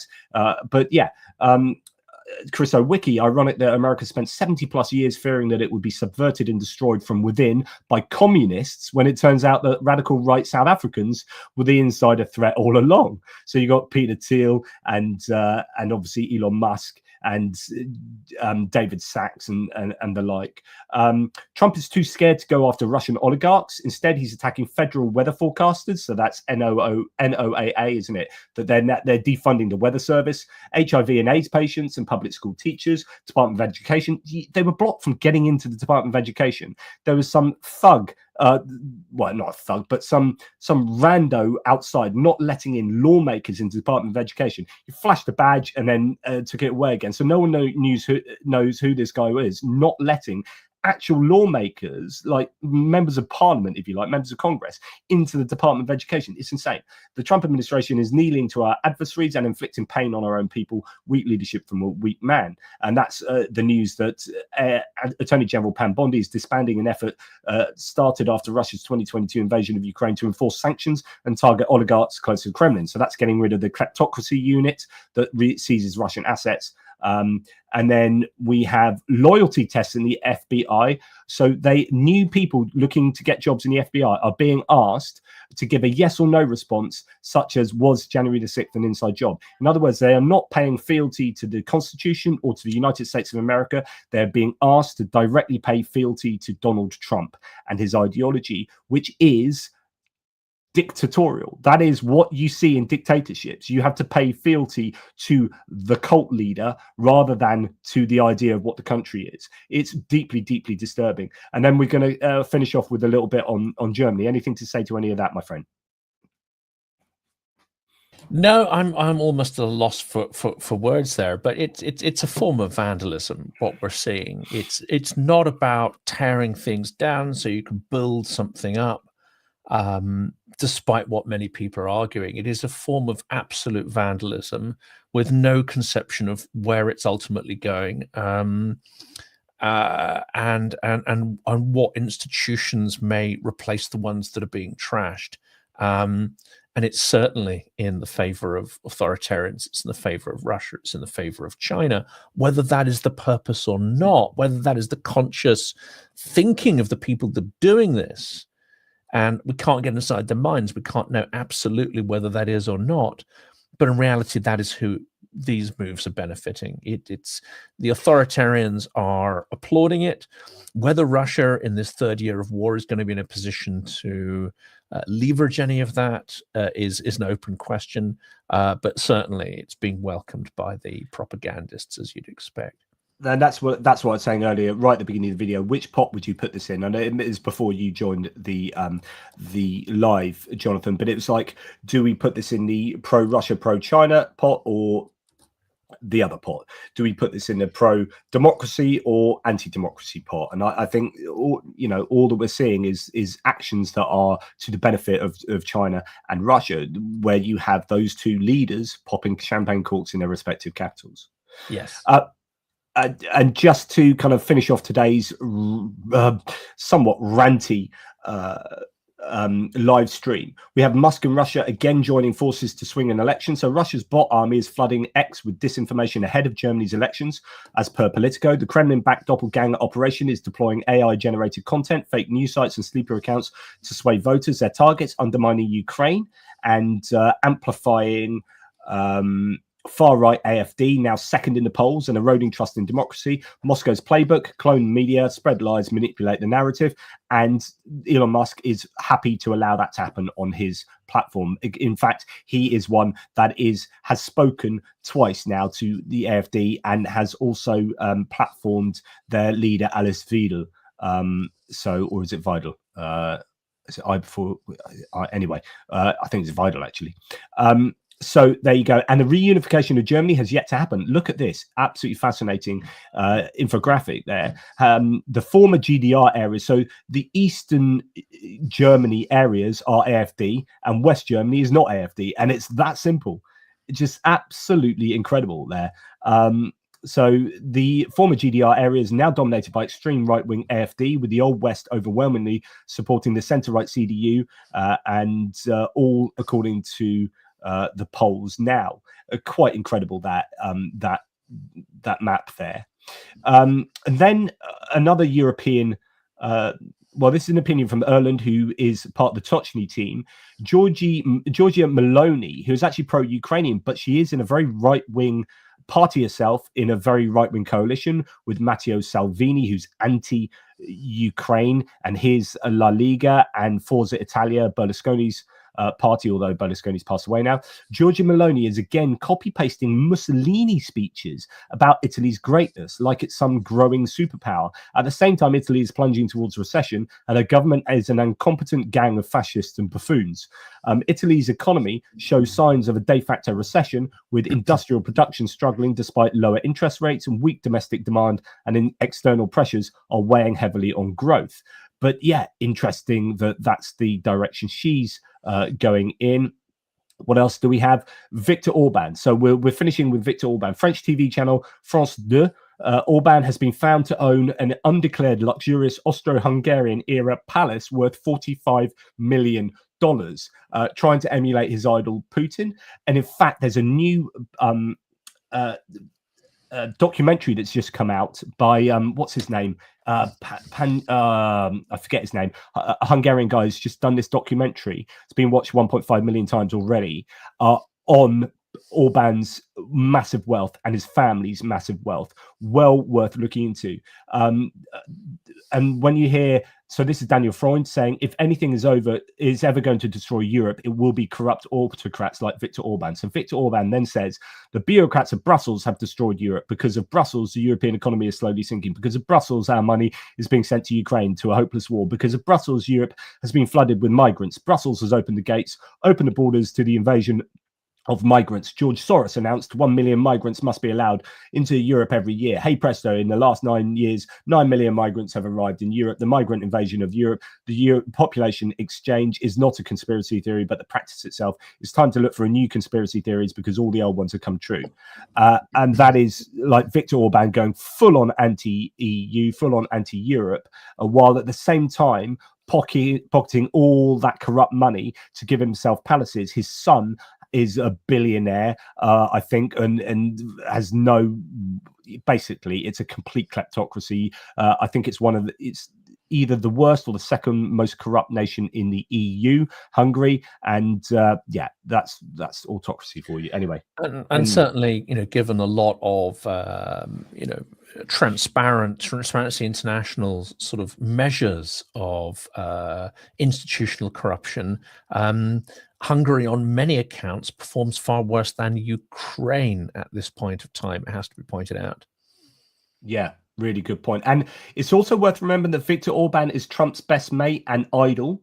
And you've got to be wondering whether again, it goes back to loving autocrats as unfortunately Donald Trump appears to do. He loves his autocrats. He loves Viktor Orban. Viktor Orban, Budapest has been the site of CPAC, the Conservative Conference, twice now. And I think Viktor Orban was welcomed with the red carpet into Mar-a-Lago. He is a big fan of the American right, and the American right are a big fan of Viktor Orban. It's like, this is the guy that you idolize, a corrupt autocrat. Like, what's happened to, people like Hutch? Like, what's happened to the Republicans of old, the conservatives of old, which is like true small c conservatism, as if you listen to Rory Stewart and people like that. It's like the belief in institutions, a faith in institutions and law and norms and so on and so forth, relying on, conserving those traditions. No, this kind of new MAGA republicanism, conservatism appears to be hell-bent on burning things to the ground whilst advocating for corruption and a lack of transparency and so on and so forth. These are troubling times that we live in. Exceedingly so. Maybe for our next one, because we're jumping off now, maybe for our next one, we could get to look at apparently a documentary has been aired by the BBC, or is about to be aired by the BBC, made by a journalist who has illegally occupied Ukrainian territory, embedded himself with Russian forces, and appears to be echoing a lot of the propagandistic narratives, ones even that we saw in the widely debunked and vilified Russians at War film, which was the story last year. Sean Langan, I need to do a little bit of research on that, but maybe on our next live stream, we could cover off the penetration of our media sphere by Russian BS. That's Yeah, as distracted we are with Trump and everything else, worrying. Russian offensive propaganda, information propaganda does not end. In fact, it's going to, if anything, scale up in the current chaos. And maybe good to chat about that next time. Here's a guy who's talking about Shabolks Pani, probably butchered that. Viktor Orban's son-in-law doesn't buy real estate or develop hotels. He collects trophies. Watch this subtitled excerpt from The Dynasty. That's what it's called. That's the documentary you can watch to see how Budapest hotels and historic buildings ended up in Orban's family's hands. So he's gone on to, he's talking a lot about this documentary at the moment and the ripples it's causing within Hungary. Now, before we go, though, Jonathan, we have a few thanks to some of the very kind supporters of both the channels. We'll start with Julian Rossiter. Thanks, matey. Do you think that Trump is being manipulated by more nefarious actors, both foreign and domestic, in order to enact their agenda? That's a really great question. What do you think, Jonathan? There is certainly, it exists on a number of levels. Yes, there is going to be concerted attempts to penetrate Trump's team with certain agendas. It's like lobbying on steroids, and let's face it, lobbying has been an intrinsic part of the US political system. It's a form of oligarchic control and manipulation. That's not new, that's not unique to Trump, but we see it on steroids. There are more billionaires in Trump's cabinet than any previous sort of administration. 13. And it's many, many orders of magnitude more than Biden. But again, I mention that because, yes, there was clearly lobbying interests in Biden's circle and around Biden's circle. And there's a lot of complaints to be had about the corporate Democrats and even their lack of resistance right now that they're showing to what is this sort of administrative coup that Musk has mounted. But the scale of that oligarchic influence or the attempts to lobby are off the scale. And of course, more needs to be made of that. Within that, you will have both foreign and domestic influence. But the foreign influence exists on two things. One is the attempt to actually penetrate and change policy. The other one is to create the illusion that Trump has no independence. And Russia's very, very good at that. We think back to the Steele dossier, which is believed by some experts to have been a piece of Russian tradecraft. So they're very good at creating the illusion of control and manipulation. And think about how easy and relatively cheap that is, but the outsized sort of ability that Russia has been able to weaponize the information sphere. The Steele dossier, if it was a piece of tradecraft, is relatively cheap in terms of offensive capability, and yet it completely weaponized the political and media environment during Trump's first term. So we need to watch out for genuine influence, and we need to watch out for this creation of the appearance of influence. And I think there are people like Steve Bannon who had these weird and wonderful views on, say, Ukraine and Russia. And if you're having him there and then you get people like Paul Manafort in and so on and so forth, then, you know, there are people who are influencing who will be doing so for nefarious reasons. You look at what happened with the guy that the FBI have just done over, who, what was his name? Who was found guilty of basically the whole Burisma thing of falsifying, claims there. And so there are these nefarious entities and agents that are acting. Some of them will be doing it because they're just in that sphere of influence. People like Donald Trump Jr., he's just someone that's not clever enough to know what's going on and is easily influenced by others who can then influence maybe his father in some sort of way. So, there will be different levels of influence going on, but certainly there are bad faith actors involved, I think, in the administration. Johnny Nedregard, thank you very much. Hello, community. Lots of really great questions and comments that we haven't been able to look at. Finnish guy, still the best channel ever. Thanks for that.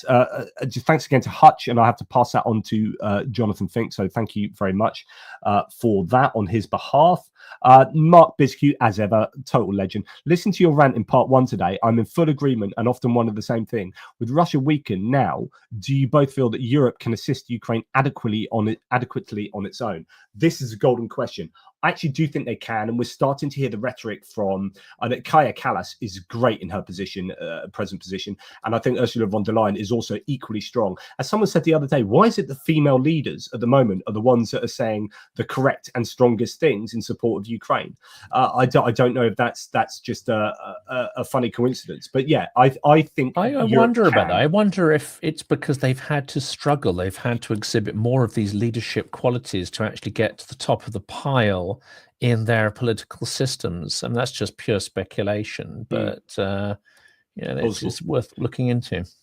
But yeah, I think so. Europe have got the right rhetoric. It's the difficulty with Europe is about unanimity of decisions, and when you've got people like Slovakia and Hungary in there as well, these things become difficult. But I think they should be able to, in terms of the GDP, collective GDP of Europe, plus Norway, plus UK. Whether they will, it remains to be seen. I think the rhetoric is there, and I think the strategic understanding is there. I think the intelligence, people at the top know what's going on. The difficulty is, again, going back to you exist on a 4-year cycle. And so you've got Germany at the moment where you've got like a third of the electorate are basically anti-Ukraine, kind of pro-Russia in a sense. And so therefore, it's like the government can recognize that we need to support Ukraine as much as possible. And in fact, you had a discussion between Scholz and Merz last night in this kind of duel on TV, and they both agreed that supporting Ukraine was a way forward. But then you are hamstrung somewhat by the fact that a lot of your population don't want that. And that's the control of the narrative. That's about media and disinformation and so on and so forth. So right around Europe, people are always, there's going to be the understanding that we need to support Ukraine and that we can support Ukraine, but also you need to be re-elected in 1, 2, 3 or 4 years time, and people are going to be asking, why have we put X billion dollars towards Ukraine and not towards our hospitals and our education? And so that is what is going to be the challenge for Europe, is they understand the need, but the practicality of supporting Ukraine is another thing. And we're not hearing that sort of leadership messages from, many Western European countries. The sort of, the explanation of why these pain of the costs need to be borne because of the absolute threat. We're hearing a lot more rhetoric about the threat, but not, movement in terms of, fundamentally resisting it. Financial Times had a really good article and graphs on the closeness to Moscow and the amount of aid being given to Ukraine. And as you get further to the west, i.e., when you get to through Italy, through to Spain and Portugal, very much below the curve. And obviously the Baltics and Poland and the Nordics are well up there. So really interesting stuff there. Kevin Force, thanks by the way, Mark Biscuit, you're an absolute legend, and thanks for your lovely, I haven't replied to your email about that video from the field of Mars in Lviv at the military cemetery, where I got all rather emotional, and you sent me a lovely email, and I need to reply to you, Mark, and on a note, so thank you so much. Kevin Forst, gift of 5 ATP Geopolitics memberships, thanks matey, always a legend. Dan Smith, who came with us, Jonathan, on our trip, and he came with us all the way to Lviv and then had to leave us in Lviv. So Daniel, just saying hi, that's really kind of you, and he's also helped your channel as well. It's very kind down there. Jonathan, yeah. Buy me a this coffee. Thank you so much. He has spreading Brilliant. love from Bristol, Bristol with love on Silicon Curtain 2. Having two Jonathans, both with such clarity on geopolitics and keeping their eye on Russia and a fanatical right wing, is a great relief. Thanks for that, Daniel. Total legend. And this one's for you. This is Taiwanese dollars. 3,000 Taiwanese dollars. Kudos from Taiwan. This chilling winter has reinforced my belief that every supper is a struggle and life is certainly a war, with or without these barbarous dictators. So that's Gary Hunt on your channel. That's fantastic. There. Thank you. Really kind of you, Gary. Thank you. AJ Simo from mine. When the world is too dark, I need some light inside of me. Shane McGowan about alcohol. Interestingly, towards a nice bottle of something. JP, do you know what? I've not really drunk. I did have a beer actually watching the rugby the other day, but I felt all the worse for it. I can't wait to have a nice glass of wine and be able to taste it after I get over this illness. Ugh. Thanks, AJ. Really appreciate that. Thanks, Dan, again. Legend. Graham Baker, thank you for your super sticker. Absolutely awesome. And also for yourself as well. So that first one was for you, JF. No, it's brilliant. Second Thank one you, Graham. for me. Thanks, matey. And some ATP Geopolitics memberships from Richard Bennett, always a great supporter. Reb Tyree as well, super kind, really kind, and some more there as well. So thanks, Reb. That's incredibly generous of you. And just finally, some really wonderful questions and comments that we didn't have time to go through. I wanted to discuss that. I wanted to discuss that. I wanted to discuss that. I wanted to discuss that, and I also wanted to discuss that, and I also wanted to discuss that, but we never got to. We'll have to get together again Thursday, maybe, where we have a chance maybe to cover some of this stuff up. Thursday or Friday, let's see. I'm just amazed you spent so long here, Jonathan. It was a long one, but my goodness, there's an awful lot going on at the moment, and it does require a little bit of unpicking. So thank you for allowing me to try and unpick your brain and allowing me to just splurge my vomit and geopolitical bile all over the screen. Absolutely welcome. Huge pleasure. And I'm going to go and give my voice a little bit of a rest before recording another episode a little later. Absolutely. Well, big love to you. Thank you so much. And thank you so much to all the very kind supporters of both channels and the wonderful live chat that you guys have furnished us with. It really is an absolute delight to be able to speak to you guys. And it's really nice to have such wonderful support. So thank you. And if anyone's curious about that discussion we had with the Ukrainian philosopher, I think it's probably one of the most sort of concentrated videos I've done in 3 years. And it really captures why Russia constantly reverts to aggression, expansionism, and the sort of stuff that we see. So if you haven't sort of seen that video there with Volodymyr Yermolenko on the channel, it's available to view. I mean, it's really great background to anyone who wants to understand why Ukraine is resisting Russian attempts to conquer it. Yeah, absolutely. And if you want to see where it is, go to Silicon Curtain and you'll find it there, Why Russia Attacks. It's a really great video and a wonderful question for myself at the end, of course. So that makes it all the better. No, it's really good. And I swapped details with him. So I should be myself interviewing him at some point in the near distant future. So look out for that one. But well worth going to see Jonathan's absolutely wonderful conversation with him. That's fantastic and a pleasure to have experienced all that with you and the gang who were with us.